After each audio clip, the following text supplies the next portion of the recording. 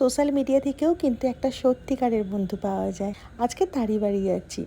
আর আমরা দুজনে একসাথে মা হয়েছি। আমরা দুজন দুজনকে পেরেন্টিং পার্টনার বলি। এত ব্যস্ততার মধ্যেও ও আমাদের জন্য যত্ন করে অনেক কিছু রান্না করেছে।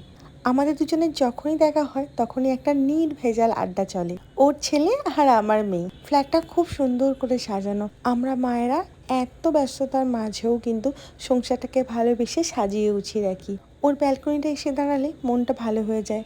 ফুরফুর করে হাওয়া দিচ্ছে। আর আমাদের আহিরানি তো বেজায় খুশি। নতুন জায়গায় এসেছে, নতুন পরিবেশ। ওহ, কি মজাই না আছে। শুধু খাবার টাইমটা এসে গেলেই ওনার মনটা খারাপ হয়ে যায়। দুজনের মধ্যে কত খুনসুটি, কত আড্ডা চললো। আর ওর নাম হলো সহজ। বড্ড ভালো ছেলে।